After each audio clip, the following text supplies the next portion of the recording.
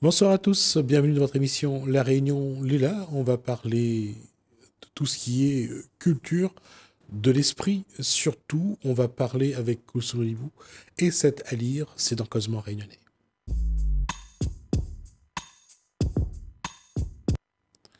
Elle est toujours à la page, donc on va la mettre à la une. Bonsoir Kousoulibou. Bonsoir Jesmé. Et bonsoir à votre invité. Et bonsoir à Richard Rousselin, bonsoir Koulsoum, bonsoir Jesmé. Qui est gérant de cette à lire. Exactement. On l'a déjà vu ici pour nous parler des livres de jeunesse sur les formes pour manipuler et aussi des contes, les berceuses. Exactement. Hein, la dernière fois. Et donc il nous revient avec d'autres jeux et d'autres livres de tous les âges. Hein. Ça va des plus petits jusqu'aux ados. Voilà, des tout petits jusqu'aux adolescents, alors, en passant par la lecture, les premières lectures. J'aimerais qu'on commence par le dernier, celui qui est sous le paquet. Celui-ci. Voilà. Asile psychiatrique. Alors, c'est pas pour vous, Gismi, hein. Il n'y a pas de message. Non, ça me dérange pas. Vous pouvez passer le... Bien sûr, c'est un escape game, en fait. Alors, on va vous montrer le asile psychiatrique. Non, l'emmenez pas chez votre médecin parce que je ne sais pas comment il va réagir. Qu'est-ce qu'il y a dedans? Alors en fait, c'est un escape game, c'est-à-dire que vous avez 1 heure, c'est un jeu de plateau, un jeu de société. Un jeu qui rend fou. Voilà, c'est un jeu qui rend fou, on peut dire. En fait, vous avez plusieurs cartes, vous devez cacher des objets et vous devez résoudre à plusieurs des énigmes. Il y a plusieurs scénarios, hein. Il y a 3 scénarios, 3 niveaux de difficulté, et vous avez 1 heure pour résoudre cette énigme. En fait, ça crée du lien, on crée un bon moment. Là, pendant le confinement, c'est des jeux qui auraient été très, très appréciés, je pense. Et donc, j'ai craqué parce que moi, j'en ai fait à La Réunion des escape games avec des amis. J'ai passé un bon moment. Et pour reproduire cette expérience-là, c'est un livre qu'on fait à 12 €, un coffret à 12 €, alors qu'il est à 20 dans le commerce. Et je me suis dit, ça peut être un bon moyen. Alors, il y a des cartes, il y a des thèmes musicaux que vous allez chercher sur Internet avec une ambiance. Vous mettez des petites bougies. Et donc, ça peut jouer à partir d'une douzaine d'années avec les parents, avec des adultes. Et à plusieurs. Ou à plusieurs, il faut 1 mètre du jeu et puis il faut au moins 4 à 5 joueurs. Je disais ça parce que, comme actuellement, la saison d'hiver bat son plein, de rester chez soi le soir. Et de pouvoir jouer dans un cadre où il y a un peu de chaleur. Oui, c'est toujours intéressant. Oui, de passer un bon moment. Ouais. Et puis le livre sert toujours à reconnecter les gens, à refaire du partage ensemble, à des expériences un petit peu. Et là, on est actif par rapport aux écrans où on est plus, où on subit les choses. Richard, pourquoi le titre Asile psychiatrique? Tout simplement, ça se passe dans un milieu psychiatrique, dans un asile, et on doit justement sortir cet asile-là en résolvant plusieurs énigmes. J'en ai un autre coffret qui s'appelle Toulouse, qui est sur les morts vivants aussi. Hein. Donc c'est toujours dans la même thématique de se faire peur. Qu'est-ce qui explique que l'être humain aime à se faire peur, que ce soit ça ou l'autre? C'est les sensations fortes, c'est la décharge d'adrénaline. Quand vous faites des manèges, hein, à la fois, vous aimez tomber d'un ascenseur, hein, par exemple, ou les grands 8, où vous avez la tête en l'air avec plein d'obstacles et de sensations, c'est pas de frôler la mort, mais d'avoir du risque et de s'en sortir, donc on est heureux. Donc c'est cette décharge d'adrénaline que les gens, et les jeunes en particulier, adorent. Le goût de l'aventure aussi. Oui. D'accord. Alors, ensuite, on va faire dans le décroissant. Oui. Là, nous avons des premières lectures qu'on vend dans les grandes sections de maternelle ou dans les... je vais vous les donner. Merci. Alors, ça s'appelle la collection des alphas. Donc, c'est pour l'apprentissage de la lecture. Alors, donc, un parking de rêve. Voilà. Que je montre à l'écran. Et après, fond de tiroir. C'est pas dire qu'on n'a pas de sous, hein. Ça veut dire quoi exactement? Ah, si. Pas d'argent. Oui, aussi. Oui, c'est des sujets de société. Donc là, vous avez en fait une police de caractère qui est très épaisse, hein, qui est très grande. Si vous pouvez juste le feuilleter. Alors, je ne sais pas comment on peut faire. Non, mais vas-y, montrez. Donnez, je vais le montrer. Et donc, la méthode alpha, pour prendre un peu l'historique, c'est une méthode de lecture qu'on peut commencer dès 4 ans, cette méthode de lecture alpha, avec des personnages. C'est une méthode de lecture kinésique où ils ont des petits... Alors, 2 choses. Alpha. Pourquoi méthode de lecture alpha? Alors, alpha, j'en sais rien, mais c'est le nom de la méthode. De la méthode et aussi des personnages. Alors, peut-être que, oui, je sais pas. Et c'est un dessin animé aussi, ça existe aussi les alphas en dessin animé. Kinésie, ça veut dire? C'est-à-dire qu'on a ces petits personnages qu'on peut toucher et on apprend. Les lettres de l'alphabet, en fait, vous les apprenez avec ces petits personnages. Donc, il y a la sensation. Il y a la sensation. Et à chaque fois que vous touchez, pour ces enfants qui sont ni visuels ni auditifs, ils ont besoin de toucher pour apprendre c'est un autre sens qui est sollicité pour l'apprentissage. Voilà, de la langue. Et donc, ils commencent à 4 ans. Et ensuite, cette méthode évolue à partir de 5 ans, à peu près en grande section. Ils commencent à fabriquer des mots avec les personnages. Et là, c'est la fin de l'apprentissage. Là, on a 5-6 ans et là, 6-8 ans. Donc, et donc, en 3 ans, normalement, ils arrivent à être des lecteurs experts. Ce qui veut dire qu'aujourd'hui, avec ces outils, l'apprentissage peut se faire en parallèle par rapport à... c'est complémentaire, c'est toujours complémentaire. Ça peut, par exemple, les parents qui achètent ça le soir, et quand ils sont très jeunes, leur lisent l'histoire, hein, et puis après, quand ils ont la chance de pouvoir commencer à l'apprentissage de la lecture, et bien avec ces méthodes-là que Kulsum a indiquées, commencer à se mettre à lire, tout seul, en autonomie, en fait. Et c'est complémentaire tout simplement à l'école. Mais on en vend aussi dans les écoles et aux parents. Et en plus, je l'ai fait en promo, ils sont à 4 € alors que c'est 7 € dans le commerce. Donc vous voyez, c'est... Alors, toujours au même endroit pour les avoir? Toujours au port, dans la ZAC 2000, c'est à lire, atelier 4. Voilà. Et en plus, ça traite de sujets d'actualité. Oui, je veux dire que ce soit les fonds de tiroir pour aller faire des courses ou un parking de rêve. Voilà, avec l'automobile. Ouais. Avec l'automobile. On est toujours dans quand même des problématiques qui sont d'actualité. Et puis qui concernent un maximum de personnes. Ouais. Ben oui, dont les enfants sont curieux, voilà, qui leur apportent quelque chose. Alors, on va enchaîner sur... Et le dernier, alors là, c'est pour les tout petits. C'est un coffret, donc, on parlait de sensoriel, donc avec des touchés, vous avez des picots en plastique, alors je peux l'ouvrir, et un doudou. Vous voyez, donc, c'est pareil, on reste dans la thématique de se faire peur avec un monstre. Hein. Comment parler des monstres? Alors, avec différents caractères, vous voyez. Et c'est tout rigolo. Il faut montrer comme ça. Et on a en même temps le petit doudou du monstre. Et c'est de la bonne qualité quand vous allez pouvoir toucher. Oui. Et c'est vrai que quand on regarde la façon que c'est rédigé, la façon que c'est présenté, c'est différent. Oui, il y a plusieurs polices de caractère, plusieurs couleurs. Oui, c'est-à-dire qu'on empêche l'enfant d'être hypnotisé par une seule police, donc c'est intéressant. Et puis il y a ça. Il y a le petit... Voilà, toujours avec la matière tactile. C'est assez bien épais. C'est vraiment bien... C'est français, hein. 1, 2, 3 Soleil, c'est un éditeur français. Ça passe à la machine à laver. Ça passe à la machine à laver. C'est important aussi. C'est norme CE, bien entendu. Puis, en termes de méthode éducative, il y a aussi cette capacité aujourd'hui des producteurs d'essayer de toucher un maximum des sens. Le visuel, pas seulement le visuel, là il y a la tactile. Donc c'est vrai que changer de méthode pour emmener l'enfant à lire, aujourd'hui c'est intéressant parce que ça donne des résultats.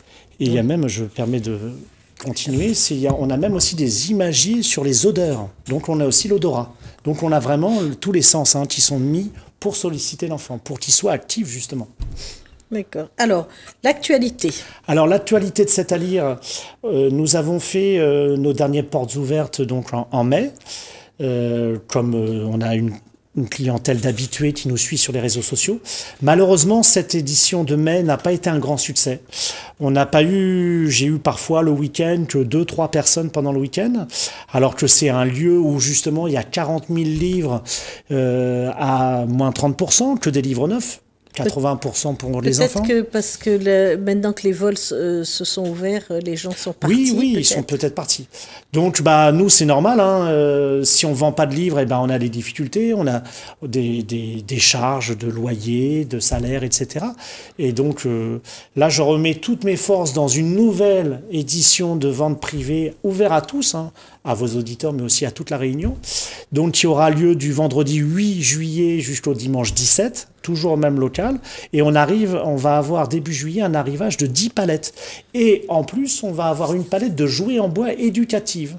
Donc, quand vous parlez de 10 palettes, ça correspond 10 palettes, ça fait à peu près 10 000 livres. Oh oui. Voilà, alors c'est pas 10 000 livres différents, parce que parfois on est grossiste, donc on en achète parfois en 50 exemplaires, en 30, en 100, mais avec un grand choix. On va avoir de prestigieux éditeurs, on va avoir même du Tchoupi. On m'en a réclamé, j'ai réussi à en avoir, en cartonné. On va avoir des livres sur la motricité, tactile, des contes et fables, des livres sonores aussi, Petit ours brun. Et voilà. Une autre journée de porte ouverte donc la prochaine porte ouverte sera donc du vendredi 8 juillet au dimanche 17, tous les jours, ouverture 9h midi, 14h, 17h30. Et puis on a toujours notre site internet setalire.re, hein, setealire.re, où là vous avez aussi l'intégralité de nos ouvrages en vente. Et là je suis en train de voir aussi avec mon prestataire pour faire plaisir aux gens, pour 50 € d'achat, ils auront la livraison offerte partout sur l'île. Donc vraiment toujours dans l'optique de démocratiser la lecture et en particulier pour les petits. Il y a une réalité, c'est surtout après le Covid, après cette épidémie, il y a quand même un regain pour la lecture. Alors, bien sûr, la lecture a toujours beaucoup d'attrait. Malheureusement, pour moi qui suis passionné, comme vous deux aussi j'imagine, on sent quand même un déclin. Les gens achètent moins de livres. On sent que nous, on vend aussi notre activité première, c'est de vendre nos ouvrages dans les crèches, dans les écoles, dans les bibliothèques. Eh bien, il y a de moins en moins de budget, c'est compliqué. Donc, il faut redynamiser cela. Il y a certains parents qui privilégient plutôt les écrans. Là, j'ai vu un reportage il n'y a pas longtemps pour les tout petits, les dangers de l'écran. Où on est passif, où la lumière bleue n'est pas bon pour le sommeil. Et ce qui est encore plus mauvais, en fait, c'est que la position statique du cerveau par rapport à l'écran, à la lumière, voilà, pour les yeux. Et c'est vrai qu'aujourd'hui, ils sont en train de plus en plus de mettre en avant les dangers de l'écran. Pas seulement...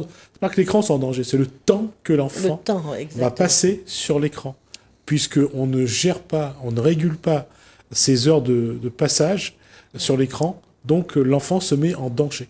Et ça crée une accoutumance aussi. Et puis des supports de plus en plus petits, parce que quand on joue sur un téléphone, c'est petit. Alors sur les tablettes, encore, ou bon, sur l'écran de téléviseur, oui. Mais alors, quand on voit des enfants jouer sur des petits téléphones ou les iPhones... Oui, tout à fait. Et puis ce qui devient un danger, c'est surtout de voir que les jeunes sont devenus vraiment accros au smartphone, qu'ils soient en vélo, quel que soit l'endroit où ils sont, ils traversent la rue, ils ne regardent pas. Ça peut être dangereux aussi. Ça, par contre, ça commence à devenir inquiétant pour ceux qui voient les jeunes faire ce genre de choses, toujours avoir l'œil rivé sur l'écran du smartphone et ne pas regarder l'environnement et ne pas voir le danger qui pourrait venir. Ça, par contre, il faut vraiment faire attention. Ah oui, ça c'est certain. Alors...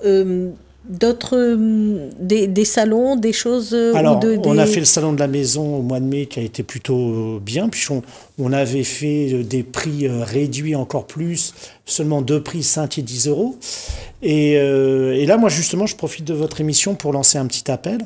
On recherche des commerciaux indépendants pour justement 2 secteurs. Il y en a un dans le nord et l'est, de Sainte-Marie à Saint-Benoît, et l'autre de Saint-Leu à Saint-Louis, pour vendre nos ouvrages dans les crèches, dans les écoles, dans les bibliothèques, dans les collèges. Ça peut être aussi dans les jardins d'enfants, chez les MAM. Et ça peut être une activité complémentaire, c'est à la commission.